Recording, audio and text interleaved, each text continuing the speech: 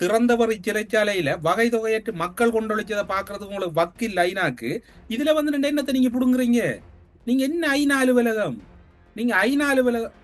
தம்பி, பெருசா போய்கிட்டு இருக்கு. ஆரங்கத்தில் தமிழரசு அவசரத்தில் ரில்சான் காலை பத்தினார். மதிப்புக்குரிய கார்டினல் வந்தவர் அந்த உண்மையை இதுல சொல்ற இறங்கி பார்க்கல. முடிஞ்சாரா தமிழ் சுவாமிமார் வந்து இதுல இல்ல, அவர் எங்களை பார்த்தவர், எங்களை நலன் விசாரிச்சவர்னு சொல்லுங்க பாப்போம். என்னட்டு ஆதாரத்தை நான் தூக்கி விடுறேன். முல்லைத்தீவுல மக்கள் காலை பிடிச்சி கதறாங்க. டில்சான் போகாதங்க, உங்களை கும்பிட்டு மண்டாடுறமன். நீர்குழம்பு சிறைச்சாலை விவகாரம் என்ன பொறுத்தவரை அது ஒரு பெரிய மேட்டர் இல்ல, எனக்கு அது மேட்டரே இல்லை. எண்ட இனம் அங்க வகை தொகை 1,40,40,000 மேற்பட்டாக்கள் மட்டும்தான் சொல்லப்படுது. அதை இன்வெஸ்டிகேஷன் செய்யுங்க ஐநா. உங்களுக்கு என்ன தகுதி இருக்கு ஐநான்னு சொல்றது? நைட் ஃபுல்லா கண்ட்ரோல் வந்து சிறைச்சாலை அதிகாரிகள் கையில இல்ல, சிறை கைதிகள் கண்ட்ரோல்ல தான் சிறைச்சாலை இருந்திருக்கு. அடிக்க தொடங்கி இருக்காங்க. கடைசியில ஒரு எக்ஸசைஸ் செய்யறதுக்கு டைம் போதாதுன்னு இந்த சுரேஷ்குமார் சொன்னதுதான் பெரிய பிரச்சனை மாறி இருக்கு. இப்ப அண்மையில தான் அவர் வந்து அனுர நிக்காய்க்கு மாறி இருக்காரு. ராஜபக்ச நிக்காயை எடுத்துக்கிட்டு தமிழர்களை வெட்டி கொள்ளுவேன் அப்படின்னு சொன்ன தேரர் வந்து இப்ப அண்மையில வந்து அனுர நிக்காய்க்கு மாறிட்டாரு.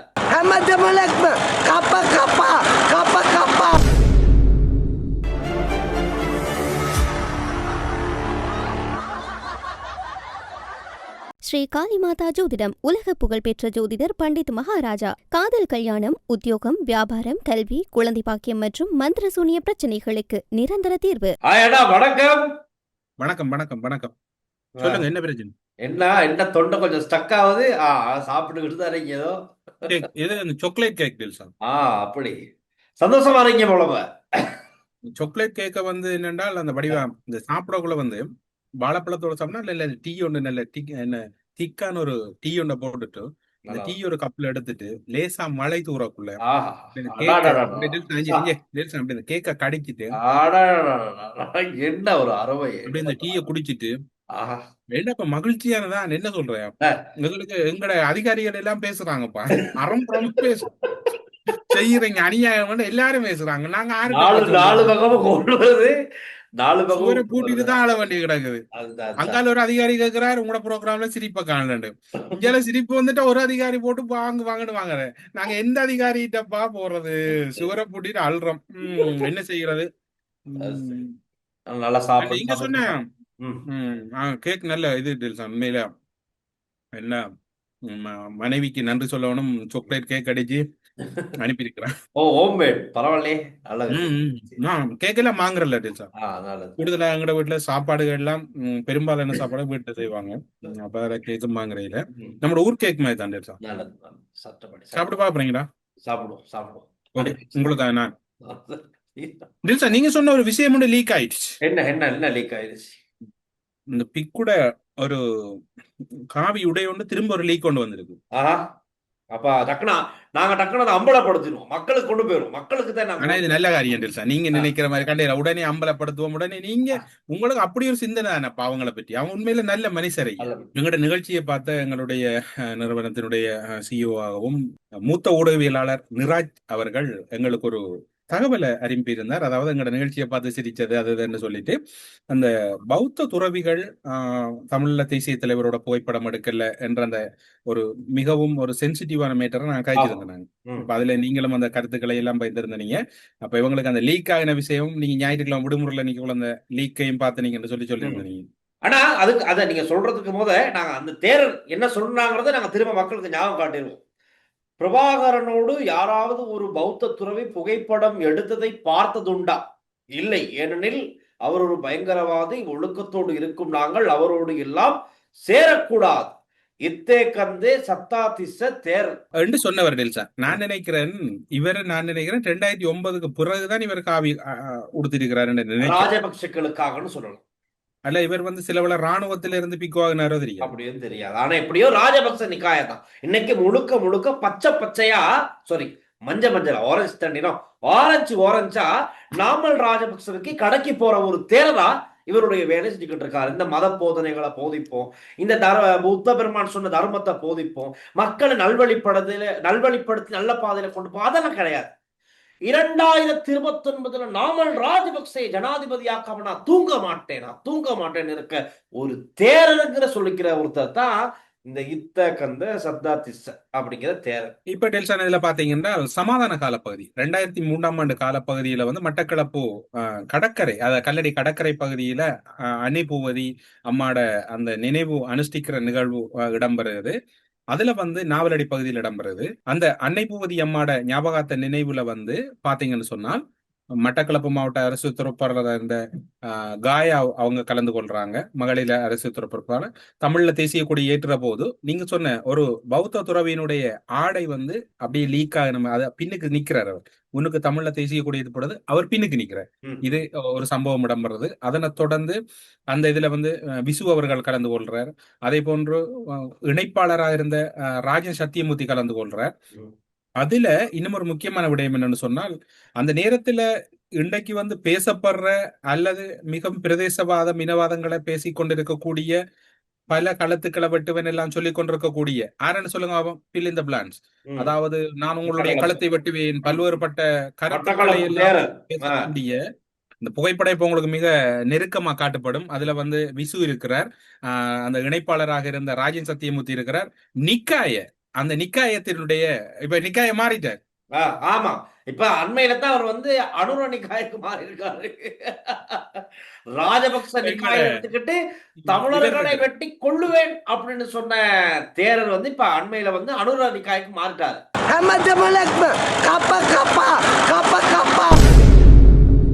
அவர் போயிட்டு உண்ணா போட்டோலாம் எடுத்து அது சமூக வலைத்தளத்துல கொஞ்சம் வைரலா அப்படி பரபரப்பா பேசப்பட்டுச்சு. இந்த மனிதரோட இவரை போயிட்டு நிக்கிறாரு அப்படின்னு.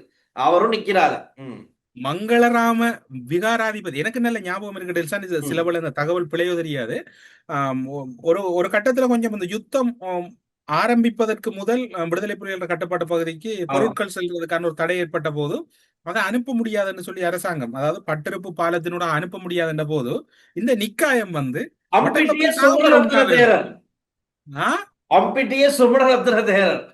மட்டக்களப்புல சாகும்பர உண்ணாவிரதம். அந்த பன்சாலைக்கு முன்னால இருக்கிற வீதி ஒரு கடைக்கு முன்னாலதான் இருந்தவர். அது எனக்கு நல்ல ஞாபகம் இருக்குது. சில பேர்ல இந்த நிகழ்ச்சியை பார்க்கக்கூடிய அளவுக்கு ஞாபகம் இருக்கு. அப்படி இருந்தவர் பிறகு ராஜபக்ச நிக்காயத்துக்கு ஓடி இப்ப அந்த நிக்காயத்துல இருந்து இங்க வந்து இப்படி அதை விட இன்னும் ஒரு சம்பவம் நடந்திருக்கு. அதுவும் பார்க்க வேண்டியிருக்கேன்னு சொன்னால், சமாதான காலத்துல சமாதானம் வேண்டி மட்டக்களப்பு மாவட்டத்துக்கு இதுக்கு முன்டைக்கும் சாட்சியா இருக்கக்கூடியவர் மூத்த ஊடகவியலாளர் நிராஜ் டேவிட்.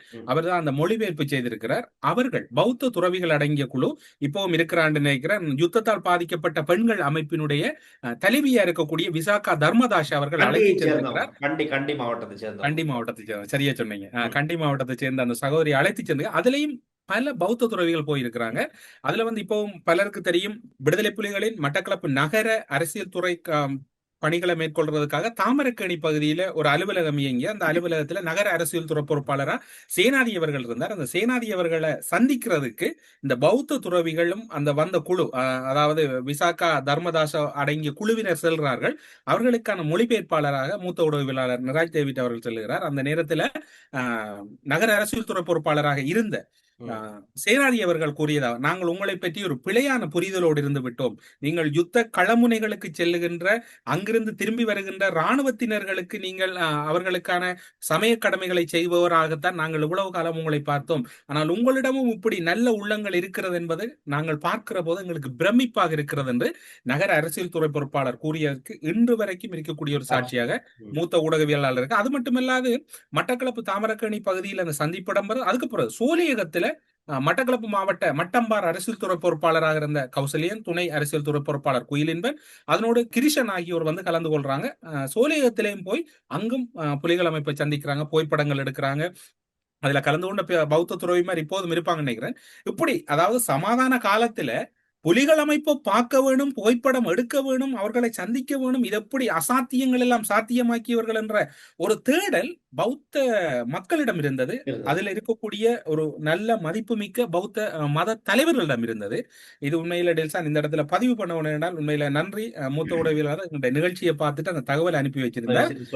ஆனா அவரு திட்டுற வேலையும் செய்தவர் டெல்சான், அதையும் சொல்ல வேணும். என்ன எதுக்கு திட்டினாரு அதை விடுங்க. நீங்க அதெல்லாம் கேட்க கூடாது, சரியா? இல்ல, நான் பொதுவா ஒரு விஷயம் சொல்லிட்டு வரேன் இந்த இடத்துல. நான் சொல்லணும், ரைட்டா? ஆமா, கோவம் வந்துருச்சு. நாங்க ஊடகவியலாளர்கள், ஜனநாயகத்தின் 4வது தூண் ஊடகம், ரைட்? அப்படி இருக்க இடத்துல இந்த மக்களுடைய பிரச்சனைகளை நாங்க ஊடகத்தின் மூலமா பேசி சம்பந்தப்பட்ட அரசியல்வாதிகளுக்கோ அதிகாரிகளுக்கோ அவங்க கவனத்துக்கு கொண்டு போறோம். அதே மாதிரி இந்த அரசியல்வாதிகள் அதிகாரிகள் விடுற பிழைகளை சுட்டிக்காட்டி மக்களுக்கு கொண்டு போறோம். சோ மக்களுக்கும் இந்த அரசியல்வாதிகளுக்கும் இடையில ஒரு ஜாயிண்ட் பாலமா இருக்கிறது வந்து இந்த ஊடகவியலாளர்கள் நாங்க தான். அப்படி இருக்கும் போது இந்த விமர்சனங்களை ஏத்துக்க வேண்டியது, மக்கள் முன்வைக்கிற விமர்சனங்களை ஏத்துக்க வேண்டியது அரசியல்வாதிகளுடைய ஒரு பொறுப்பு. இந்த மக்களுடைய விமர்சனங்களை ஏத்துக்கலாட்டி நீங்க எல்லாம் என்ன அரசியல்வாதிகளுங்கிற நான் கேட்கிறேன் அந்த கேள்வியை, ரைட்டா? அப்படி இருக்கும் நான் பேர் சொல்ல விரும்பல. அப்ப பொதுவா நாங்க முக்கிய விமர்சனம் முன் வைக்கல, ரைட்டா? எங்கேயோ போற கரெக்டான புடிச்சு அப்படி போட்டுக்கிட்ட கதையை ஒருத்தர் செஞ்சு விட்டாரு. அது தேவையில்லாத ஒரு ஆணி வேலை தான். ஸோ அதை வந்து நாங்க இந்த இடத்துல சொல்லி ஆகணும். விமர்சனங்களை ஏற்றுக்கொள்ள தெரியாவிட்டால் நீங்கள் என்ன அரசியல்வாதி? ஏற்கனவே மக்கள் உங்களை நிராகரித்து விட்டார்கள். ஓ, நீ அப்படி வரியா? இருப்பினும் ஏதோ ஏதோ சான்ஸ்ல இப்ப அரசியல் ஓடிக்கிட்டு இருக்கீங்க. அப்ப இந்த மாதிரியான விடயங்களை வந்து நீங்க கொஞ்சம் கவனத்தில் மக்கள் என்ன கருத்தை முன்வைக்கிறாங்க அதை ஏற்றுக்கோங்க. மக்களுடைய விமர்சனங்களை ஏற்றுக்கோங்க. அதை என்ன அவங்க சுட்டி காட்டுற பிழைகளை நீங்க ஏற்றுக்கொள்ள பழகணும். அப்பதான் நீங்க அடுத்த அரசியலை செய்யலாம். அப்படி இல்லாட்டி sorry.com அப்படிங்கறது நடக்கும். அதை சொல்லிட்டு நாங்க அடுத்த விஷயத்துக்கு போறோம். நீங்க சாப்பிட்டுக்கிட்டு இருக்க இல்ல இதுக்குத்தான் என் மனைவி சொன்னது, அடே மனுஷா பொறுத்த நேரங்கள்ல பொறுப்பா வச்சு கொள்வாய, நமக்கு தங்கு முக்கியம், நம்மட வாய் முக்கியம். நல்லவனை பார்த்தா சிரிச்சுக்க, சரியில்லாதவனை பார்த்தா விலகிக்க. நமக்கு இருக்கடா வம்பு, இருக்கடா தெரியாம இருண்டு போயிரும்டா. அப்படி இருக்கிற இடம் தெரியாம இருந்துட்டு போயிருப்பா. அதுதான் சாக்லேட்ல கேக் தந்தது ஒட்டி பிடிக்கும் முக்கியமான டைம்ல. இப்ப ஒட்டி பிடிச்சிச்சு. அதனால மனைவிக்கு ஒரு முறை மீண்டும் ஒரு முறை நன்றிகள் அந்த டில்சான்ட்ட இருந்து என்ன காப்பாத்துனதுக்கு. அது சரி. எனக்கு இதுக்கும் பொறுப்பில்லை, நான் பொறுப்பு துறப்பு. ரைட். அந்த விஷயத்தோட நாங்க இன்னொரு விஷயம் பார்ப்போம்.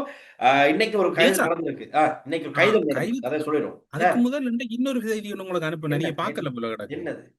இப்ப எனக்கு என்ன அரசியல்வாதிகள் கைதுன்னு சொன்னாலே இப்ப காமெடியா போயிட்டு அந்த லிஸ்ட் வந்து இன்னும் முடியல. இப்ப எனக்கு இருக்கிற 2029 ஜனாதிபதி கைது செய்யப்பட்டாதான் அது பெரிய முக்கிய செய்தி. அதுக்கு முதல் டெல்சா நான் ஒரு செய்தி போட்டிருக்கிறேன். நீங்க அதை எடுக்கிறேன், நான் அதை வாசிக்கிறேன்.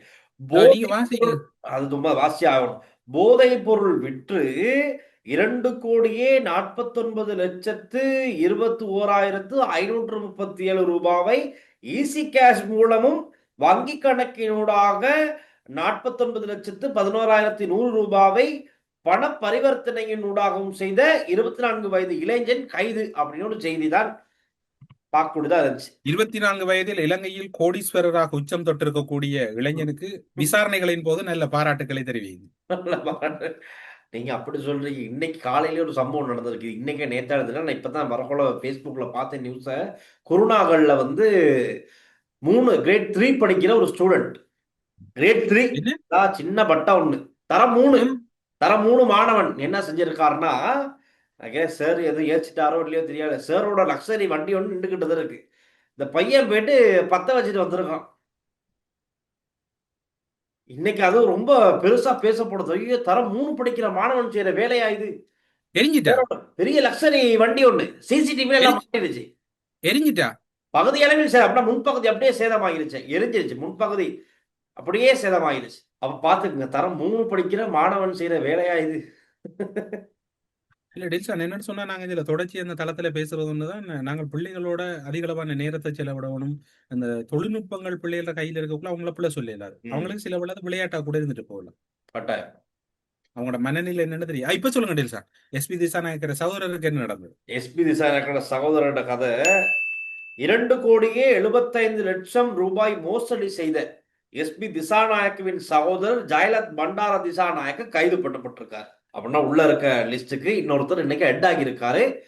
இனி வரும் நாட்கள்ல இன்னும் பல பேர் ஹெட் ஆகுவாங்க, அதையும் நாங்க சொல்லிக்கிறோம். நீதிபதி விவகாரம் என்று ஐநா வரைக்கும் போயிருக்கு. ஆமா, கொண்டு போயிருக்க ஒரு செய்திய இஎல்பி தலைமையிலான அணியினர் ஏற்றுக்கொள்றாங்க. இலங்கையில நீதித்துறை என்றது வந்து ஒருபோதும் நியாயமா செயற்படல.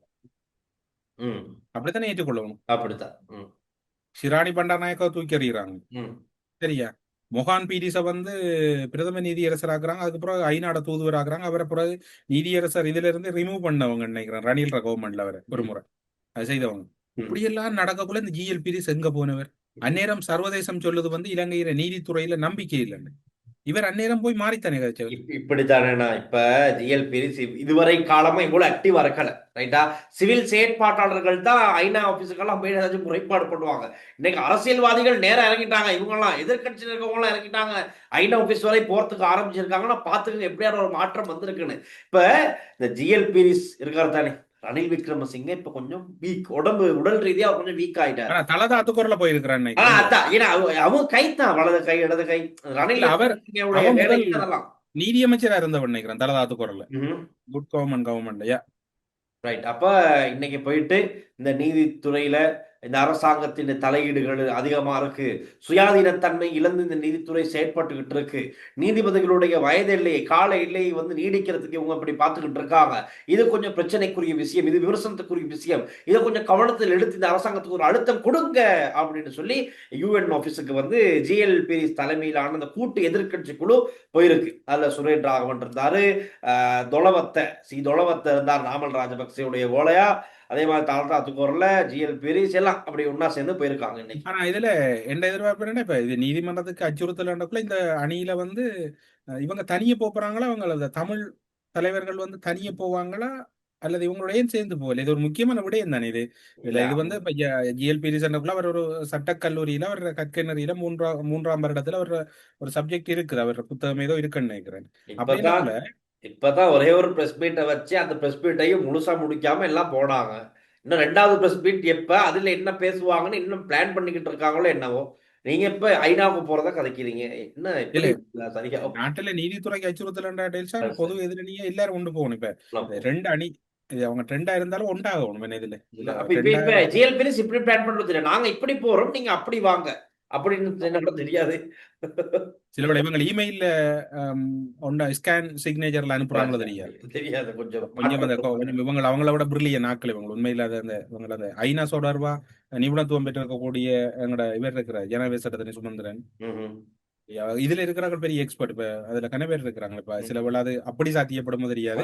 கைதிகள் மீது பழிவாங்கும் தாக்குதல் உண்மையா என்னவென்று தெரிய வர வேண்டும். இந்த ஐநா அதிகாரிகிட்ட நான் ஒரே கோரிக்கை முன்வைக்கிறது, ஐக்கிய நாடுகள் சபையில உப நிறுவனங்கள்ல பணியாற்றியவன் என்ற வகையிலையும் 2009ஆம் ஆண்டு யுத்தம் நடக்கக்குள்ள இதே ராஜபக்ச முல்லைத்தீவுல இருந்து ஐநா அரசு சார்பற்ற நிறுவனங்களை கோட்டாபாய ராஜபக்ச வெளியேற்றின போதும் அங்கு இடம்பெற்றது ஒரு இனப்படுகொலை என்று சொல்லி எல்லோரும் சொன்ன போது அது இனப்படுகொலை இல்ல, மனிதாபிமான யுத்தம். ஒரு இனத்தை அழிச்சத மனிதாபிமானம் என்று யுத்தம் என்று பேர் வச்ச இந்த ஐநா அதிகாரி, இந்த அதிகாரி நீங்க ஒரு அதாவது இந்த விடயங்களை முடிஞ்சவர்கள் எடுத்து செல்லுங்க, அதுகளை எல்லாம் முதல் பாருங்க. நீர்கொழும்பு சிறை விவகாரம் பார்க்கத்தான் வேணும். அதுல நடந்தது என்ன எதுன்றதை பாக்குறதுக்கு அது ஒரு சின்ன மேட்டர், அது ஒரு பெரிய மேட்டர் இல்ல. என்ன பொறுத்தவரை அது ஒரு மேட்டர் இல்ல. திறந்தவர் சிறைச்சாலையில வகை தொகையற்று மக்கள் கொண்டொழிச்சதை பாக்குறதுக்கு உங்களுக்கு வக்கில் ஐநாக்கு. இதுல வந்து என்னத்தை நீங்க புடுங்குறீங்க? நீங்க என்ன ஐநா அலுவலகம்? நீங்க ஐநா அலுவலகம் தம்பி பெருசா போய்கிட்டு இருக்கு. என்ன தம்பி காத பத்திரிகை நீங்க சொல்லுங்க. ஆரம்பத்தில் தமிழரசு ஆரங்கத்தில் தமிழரசு அவசரத்தில் டில்சான் காதை பத்தினார் போட்டு தாக்குங்க. டில்சான் இல்ல என்னடா டில்சான், அதுல பணியாற்றியவன் என்ற டில்சான், அந்த வலி வேதனைன்ற டில்சான் உண்மையில இந்த கையில எல்லாம் ரத்த வாடைகள் போறதுக்கு 3-4 மாதங்கள் ஆச்சுதானே. அதாவது இடைத்தங்கள் முகாமுக்கு மக்கள் வராங்க வவுனியாக்கு, அதுக்கு போறதுக்கு எங்களுக்கு அனுமதி இல்லை 1.5 மாதத்துக்கு மேல. ஷோன்போர் முகாமுக்கு மதிப்புக்குரிய கார்டினல் வந்தவர், அந்த உண்மையை இதுல சொல்றேன். இறங்கி பார்க்கல, அங்கிருந்த தமிழ் அருட்தந்தையர்களை சந்திக்கல. அவர் ஜோசப் கேம்ப்ல போய் தீ குடிச்சிட்டு போனவர். முடிஞ்சாரா தமிழ் சுவாமிமார் வந்து இதுல இல்ல, அவர் எங்களை பார்த்தவர், எங்களை நலன் விசாரிச்சவர்னு சொல்லுங்க பாப்போம். என்னட்டதுக்கு ஆதாரத்தை நான் தூக்கி விடுறேன். அப்ப அந்நேரமில்ல இந்த ஐநா முல்லைத்தீவுல மக்கள் காலை பிடிச்சி கதறாங்க, டில்சான் போகாதங்க, உங்களை கும்பிட்டு மண்டாடுற மண்டு. எங்க போனது உங்களோட அண்டைய? முதல் நீங்க இலங்கையில் இடம்பெற்றது இப்ப நீதிமன்ற விவகாரங்களுக்குள்ள இது போய்கொண்டிருக்குது. எங்க நீர்கொழும்பு சிறைச்சாலை விவகாரம் என்ன பொறுத்தவரை அது ஒரு பெரிய மேட்டர் இல்ல. சில வேளை இதுல கணவர் வந்து உங்களோட மாற்று கருத்துக்களை முன்வைச்சாலும் எனக்கு அது மேட்டரே இல்லை. எண்ட இனம் அங்க வகதொகை 1,40,000 மேற்பட்டாக்கள் என்று மட்டும்தான் சொல்லப்படுது. அதுவும் மன்னர் முன்னாள் மறைமாவட்ட ஆயரா இருந்த ராயப்பு ஜோசப் பாண்டகர் ஒரு ஸ்டேட்மெண்ட் தான் இருக்குது. அதை இன்வெஸ்டிகேஷன் செய்யுங்க. ஐநா ஆபீஸே யாரு ட்ரம்ப் மூடி போட்டார், அதுக்குள்ள நீங்க இலங்கையில இருந்து அரைக்க விடுறீங்க. அந்த உண்மையில அந்த இறந்து போன சிறைச்சாலை அதிகாரிகள் மீது ஒரு ஒரு நல்ல விசாரணை செய்யணும். மற்றது இறந்ததெல்லாம் என்ன பொறுத்தவரை தியாகியா தெரியாது. சிலவுல இந்த கருத்து ஒரு ரவுடி டைப்பா இருக்கலாம், அல்லது இதை ஏற்றுக்கொள்ள இல்லாம இருக்கலாம், மனித உரிமைகளுக்கு முரணான கருத்தா இருக்கலாம். ஒரு பாதிக்கப்பட்ட இனத்தின் சார்பில் அந்த வலியை பகிர்ந்து கொள்றோம். ம். பாதிக்கப்பட்டவன் இப்படித்தாங்க இருப்பான். பாதிக்கப்படாதவன் தான் நடுநிலை உண்மைதான். அல்லது அது சரி இது போல நியூட்ரல் என்றெல்லாம் சொல்லிக்கிறோம். பாதிக்கப்பட்டவனுக்கு தீர்வு தான் தேவை. இதே ஆக்கள் அல்லது இதே ஐநா அதிகாரிகள் இப்ப நீங்க நான் சொன்னதை நீங்க எடுங்க பாப்போம். உங்களுக்கு என்ன தகுதி இருக்கு ஐநான்னு சொல்றதுக்கு? நீங்க ஐநா இல்ல, நீங்க குயினா. என்ன செய்ய? பாப்போம் பதில் வருமா இல்லையான்னு சொல்லி. டெல்சா கோவிக்காங்க டெல்சா. இல்ல எனக்கு என்ன சொல்ற இது உங்களுடைய இல்ல, அந்த ஒரு சின்ன மேட்டர் உங்களுக்கு மன இவ்வளவு வலி பெரிய பெருசா இல்ல மன இவ்வளவு வலி பெருசா வந்து தெரியுதுண்டா, எங்கட நிலைமையை நீங்க யோசிச்சு பாருங்க. கட்டாய் கட்டாய் கட்டாய் ரைட். அப்படி இருக்கிற இடத்துல இப்ப நீர்கொழும்பு சிறைச்சாலை விவகாரம் பேசப்பட்டுக்கிட்டு நேத்தான் நீதிமன்றத்துல சிஐடி அதிகாரிகள், விசாரணை அதிகாரிகள் பேர் நிறைய காரணங்களை முன் வச்சிருக்காங்க. இதுவரை நடத்தப்பட்ட விசாரணைகளின் அடிப்படையில் என்ன நடந்திருக்குன்னு. இப்ப முதல்ல சொல்லப்பட்ட இடத்தானே ஒரு நபர் சுரேஷ்குமார் என்ன செஞ்சிருக்காரு, அவருக்கு வந்து எக்ஸசைஸ் பண்றதுக்கு டைம் போதலையா. இப்ப இதுலதான் இந்த பிரச்சனை ஆரம்பமாகிருக்கு. சுரேஷ்குமாருக்கு நல்ல எக்ஸசைஸ் பண்ணணுமா, ஜிம்முள்ள ஜெயிலுக்கு இருந்துக்கிட்டு அவரு ஜிம்முன்னு நினைச்சுக்கிட்டு இருக்காரு போல பார்த்தா, ஜெயிலுக்கு அவருக்கு எக்ஸசைஸ் பண்ண டைம் பத்தலன்னு A1 வார்டுல இருந்தவரை வந்து கடைசியில் எல் வார்டுக்கு மாத்திட்டாங்களா. இவன் என்னடா பிரச்சனை பண்ணிக்கிட்டு இருக்கான், இவனுக்கு எக்ஸசைஸ் பண்ண டைம் இல்லைன்னு சொல்லி எல்லாம் பிரச்சனை பண்றாங்கன்னு தூக்கி போட்டாங்க. எல் வார்டுல போட்டோன்னு கடைசியில் அங்க இருந்த கேங்குக்குள்ள சண்டை வந்திருக்கு, முரண்பாடு.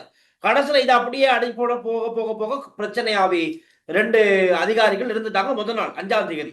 அதுக்கு அப்புறம் என்ன செய்யிருக்காங்க, சிறைச்சாலை அதிகாரிகள் வந்து கொழும்புல வெளிக்கடையில இருந்து ஆபீசர்ஸ் பண்டா போலீஸ்னு சொல்லுவாங்க, பண்டா போலீஸ் பந்தநாகர சிறைச்சாலை அதிகாரிகளை கூப்பிட்டு இருக்காங்க. இங்க இருந்து போனவங்களுக்கு அங்க இருக்க அந்த உள்ளுக்கு போற வழிகள் ரோடெல்லாம் பெருசா தெரியாது. ரைட்டா? புது ஆட்கள். அடுத்த நாள் என்ன நடந்திருக்கு, அடுத்த நாள் காலைல சாப்பாடு கொடுக்க போயிருக்காங்க. கொடுக்க போனதுல நைட் ஃபுல்லா கண்ட்ரோல் வந்து சிறைச்சாலை அதிகாரிகள் கையில இல்ல, சிறை கைதிகள் கண்ட்ரோல்ல தான் சிறைச்சாலை இருந்திருக்கு. இதுக்கப்புறம் என்ன நடந்திருக்கு, காலையில சாப்பாடு போனப்ப அங்க இருக்க சிறை கைதிகள் சொல்லுவாங்க, சார் நீங்க உள்ள வராதீங்க, இங்க ஒரே பிரச்சனையா இருக்கு, அடிச்சுக்கிறாங்க அப்படின்னு. ரைட், புதுசா வந்த ஆபீசர்ஸ் ஒண்ணுமே ஆயுதங்கள் எதுவுமே இல்லாம தற்பாதுகாப்பு கூட ஒண்ணும் இல்லாம உள்ள போயிருக்காங்க. உள்ள போனதுக்கு அப்புறம் தான் பிரச்சனை பெருசாகி இருக்கு, அடிக்க தொடங்கி இருக்காங்க. கடைசியில ஒரு எக்ஸசைஸ் செய்யறதுக்கு டைம் போதாதுன்னு இந்த சுரேஷ்குமாரை சொன்னதுதான் பெரிய பிரச்சனையா மாறி இருக்கு. இவங்களுக்கு ஓடிக்க இடம் எங்கிட்ட ஓடுறதுன்னு தெரியாம வந்து மாட்டிப்பட்டுட்டு அங்கனதான் கொடூரமாக கொலை செய்யப்பட்டிருக்காங்க. படுகொலை நடந்திருக்கு. ஆயுதங்கள் எல்லாம் எடுத்து, அதே மாதிரி ஆயுத களஞ்சியத்தை உடைச்சி அங்க இருக்க துப்பாக்கி எல்லாம் எடுத்து துப்பாக்கிச்சூடு நடத்தியிருக்காங்க சிறை கைதிகள்.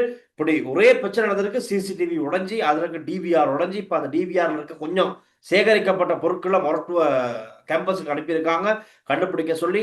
இதுவரைக்கும் 150க்கும் அதிகமானவர்கள் கிட்ட வாக்குமூலம் பெறப்பட்டிருக்கு. இப்படி பல கதைகள் இருக்கு. இதுதான் நடந்த கூத்து. 75 பேரை அடையாளப்படுத்தினவங்க இப்ப அந்த தொகை வந்து 152 மாறி இருக்கு. இன்னைக்கு இலங்கை நேரம் மதியம் 12 மணி வரையும் அந்த அவங்க இப்ப வெவ்வேறு சிறைச்சாலையில டெல்சான் வைக்கப்பட்டிருக்காங்க. வெவ்வேறு சிறைச்சாலையில இருந்தாலும் அவங்கள ஜூம் ஊடாக இணைச்சு கொள்றதுக்கான நடவடிக்கை எடுக்கப்படுறது. போலீஸ் சார்ஜன் ஒரு ஆள் தன்னோட சொந்த மகளை மிகவும் மோசமான முறையில நடத்தின ஒரு சம்பவம் இலங்கையில பதிவாயிருக்கிறது.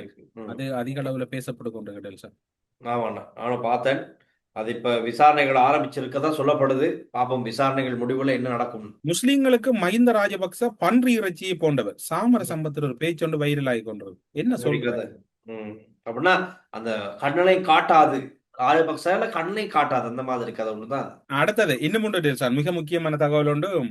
அரசாங்கத்தால் அதிகரிக்கப்பட்ட குறைந்தபட்ச சம்பளத்தை கூட வழங்காத தனியார் நிறுவனங்கள் குறித்து உடனடியாக விசாரணைகள் நடத்துமாறு பிரதியமைச்சர் மஹிந்த ஜெயசிங் சொல்லியிருக்கிறார். பல தனியார் நிறுவனங்கள் அரசாங்க சுற்றி நிறுவனத்துக்கு முரணாக சம்பளம் கொடுக்கறதோட அவர்களுக்கான இபிஎஃப் இடிஎஃப் அந்த பணத்தை கூட முறையாக கட் பண்றல, அவங்களுக்கு முறையான வகையில தொழிலாளர் உரிமை பேணப்படுறல பல்வேறுபட்ட புகார்கள் அளிக்கப்பட்டதன் அடிப்படையில தனிநபர்கள் வீடுகளில் வச்சிருக்கிற ஆட்கள் தொடர்பிலே முறையான பதிவுகள் மேற்கொள்ளப்பட வேணும்.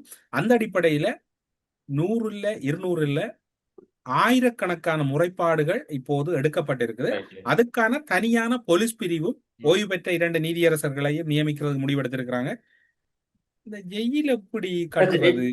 புதிய ஜெயில்களை விரைவாக கட்டி முடிக்க அரசாங்கத்துக்கு நாங்க அந்த வேண்டுகோளை முன் வச்சுக்கிறோம். இல்ல, உத்தரவு அரசாங்கத்துக்கு புதிய உத்தரவு, உடனடியாக புதிய சிறைச்சாலைகளை கட்டுங்கள், திறவுங்கள்.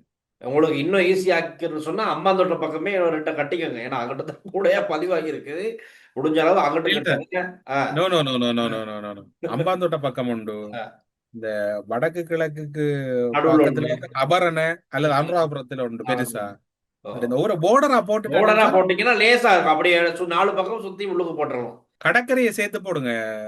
பிரசன்ட் செய்யக்குள்ள ம். கொமெண்ட்ஸ் பாக்க மாட்டேன் சார். கட்டாயம் கமெண்ட்ஸ் பாத்துரும். இருவரும் நல்ல விளக்கம் கொடுக்குறீங்க. சுமந்திரன் எங்க போனாலும் விளங்காதுன்றது வந்து அது உங்களோட கருத்தா இருக்கலாம். ஆனால் இன்றைக்கும் கூட வவுனியா மாநகர சபையிற வழக்குல வந்து சுமந்திரன் கையாண்டு இடைக்கால தடை உத்தரவு அதாவது நீடிக்கப்பட்டிருக்குது. அவர் புலமை சட்ட புலமை சார்ந்து யாரும் அவரை கேள்விக்குட்படுத்த இயலாது. அரசியல் ரீதியா விமர்சனம் நடந்தாலும் சட்ட ரீதியா அவருடைய நடவடிக்கைகள் சிறப்பா அவர்கிட்ட இருக்கிற புலமைகளை நாங்க குறைச்சி மதிப்பிட இயலாது. ஏனென்றால் அது நல்லது எங்களுக்கு பிடிக்கலன்றதுக்காக அவர்கள் ஒட்டுமொத்தமாக கூடாது என்று சொல்றது அழகில் அரசியல் ரீதியான விமர்சனங்களை முன்வைத்துக் கொள்ளலாம். ஊழலில் ஈடுபட்ட தமிழ் தேசிய அரசியல்வாதிகள் சட்டத்தின் முன் நிறுத்தப்பட்டு வருமானத்துக்கு அதிகமாக சேர்த்து அவர்களின் சொத்துக்கள் அரசுடைமையாக்கப்பட வேண்டும். அந்த பணத்தில் தமிழ் பிரதேசங்கள் அபிவிருத்தி செய்யப்பட வேண்டும். உங்களுக்கு பக்கத்துல போலீஸ் நிலையம் இருக்குது அல்லது FCID இருக்குது. அதுல போய் நீங்க உங்களோட முறைப்பாடுகளை பதிவு செய்யுங்க. தமிழ் மக்களை பாதுகாக்கக்கூடிய அரசியல் தலைவர்கள் உண்மையில் இருந்திருந்தால் இப்படியான தொகையான மக்கள் புலம்பெயர்ந்திருக்க மாட்டார்கள். லட்சக்கணக்கில் இறந்திருக்க மாட்டார்கள். உண்மையில் நல்ல கருத்து. டில்சான், உங்களின் குரல் அருமையோ அருமை. ஈழக்கோரிக்கை கடைசியில் கல்முனையில் வந்து நிக்குது பாவம் மாவீரர்கள். பாடகர் டில்சான் அருமை. டில்சான் பாடல் அருமை. அடிக்கடி இப்படியான அர்த்தமுள்ள பாடல்களை பாடுங்கள். டில்சான், உங்களுக்கு தான் இதுக்கு நீங்க தான் பதில் சொல்லணும். வணக்கம் சகோ, இருவருக்கும் வாழ்த்துக்கள். தினமும் உங்கள் நிகழ்ச்சி பார்க்காமல் தூங்குவதில்லை. சவுதியில் இருந்த ஒரு அன்பர் அனுப்பியிருக்கிறார். டில்சான், உங்கள் குரல் சூப்பர் சூப்பர். என்ன அருமை. Super super Dilshan. C Tamil போகலாமே. தமிழர் பகுதியில் தமிழ் மக்களுக்கு எதிரான திட்டமிடப்பட்ட பல விடயங்கள் தொடர்ந்து கொண்டுதான் இருக்கிறது. இருவருக்கும் அன்பான வணக்கம். சிறப்பு உங்கள் நிகழ்ச்சியிலும் தொடர வாழ்த்துக்கள். நான் சவுதி அரேபியாவில் இருக்கிறேன். தங்களுடைய சொத்து மதிப்புகளை அரசாங்கத்துக்கு வழங்காத அரச ஊழியர்கள் நிச்சயமாக லஞ்ச ஊழல் ஆணைக்குழுவின் கண்காணிப்புகளுக்கு அகப்பட்டு கொண்டார்கள். இந்த ஊழியர்கள் லஞ்ச ஊழல் ஆணைக்குழுவின் பல மாத வேலைகளை இலகுவாக்கி உள்ளார்கள். அடுத்தது வந்து பல முக்கியமான சந்தர்ப்பங்களில் ஒன்று சேர்ந்த கூட்டு இன்று ஏன் சேர்ந்தது? AKD என்றால் பயம். அண்ணா, எனக்கு கொஞ்சம் தகவல்கள் தெரியும். நான் அதை தெரிவிக்க உங்களது தொலைபேசி விளக்கம் வேண்டும். நீங்க வெப்சைட் போனீங்கன்னு சொன்னா எங்களுடைய தொலைபேசி இலக்கங்கள் இருக்கு. ஆபீஷியலா உங்களுடைய ரகசியத்தன்மை முழுமையாக பாதுகாக்கப்படும் இந்த நிகழ்ச்சியில. அதற்கான உத்தரவாதத்தை நாங்கள் தாரோம். சந்திரசேகர் சொல்வது கூட்டு எதிர்க்கட்சி போலவே நகைப்புக்குரியது. இவரே மக்களின் வாக்குப்பலமின்றி அமைச்சரானார். அடுத்த தேர்தலில் விலாசம் இல்லாமல் போயிடுவார் அமைச்சர் சந்திரசேகரனுக்கு ஒருவர் அன்பர் கருத்து எழுதியிருக்கிறார். அமைச்சர் சந்திரசேகரன் தம்பி அவசரப்பட்டு திரைசேரி நிரம்பி வழியுது என்று சொல்லி அதன் நன்மையை மக்களுக்கு பொருட்கழிவு விலைக்கழிவு குறைத்து திரைசேரி வரும் என்று இன்னொரு எழுதியிருக்கிறார். டெல்சான், உங்களுக்கு அடிக்கடி உறுதி நல்லா பாடுங்கள். தமிழரசு வெளிநாட்டில் இருக்கிறார் பாவம் டெல்சான். அப்ப டில்சானையும் பொன்சவண்ண சொல்றாங்களோ தெரியாது. ரவுஃப் ஹக்கீமை யாரோ ஆசிர்வதித்து அனுப்பி வைத்துள்ளார்கள் போல் தெரிகிறது. அந்த நாளில் தமிழ் அரசு கட்சியினர் தான் வீட்டுக்கு ஓட்டு கேட்டு இந்த பாடலை போட்டு திரிவார்கள். தற்போது காலம் மாறி நீங்கள் அவர்களுக்கு அதே பாடலை பாடி காட்டுறீர்கள். காலம்தான் அதையும் தீர்மானித்து இருக்கிறது. சிறப்பு சிறப்பு என்று சொல்லி போட்டிருக்கிறாங்க. இலங்கையில் மிக நேர்மையான நல்ல அரசியல்வாதிகளில் ஒருவர் வாசுதேவ நாணயக்கார மிகச்சிறந்த இடதுசாரி அரசியல்வாதி என்று சொல்லியிருக்கிறார். அந்த பன்றியோட இந்த கன்று எப்படி போய் சேர்ந்தது என்பதுதான் எனக்கு அதிர்ச்சி அளிக்கிறது. ஆச்சரியம் என்னோட 70களில் அவரை பார்த்து வளர்ந்தவர்கள் நாங்கள். எனது உறவினர் ஒருவர் இயக்கத்தில் இருந்தவர். சிறையில் இருந்த போது உடனிருந்த நாணயக்கார தான் ஒரு கட்சி தலைவர் என்ற பந்தா எதுவுமின்றி நட்புடன் பழகியவர்.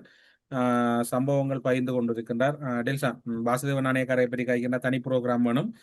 வாசுதேவ நாணயக்கார நல்லா தான் இருந்தவர். எப்ப அப்பாச்சி அணிக்கு போனாரோ அண்டையோட வாசுதேவ நாணயக்காரர் நிலமும் தலைகளாயிட்டது. நல்லபடியா சந்திப்போம். அதிகாரிமாரே இன்றைக்கு போன் பண்ணிடாதுங்க. பாய்.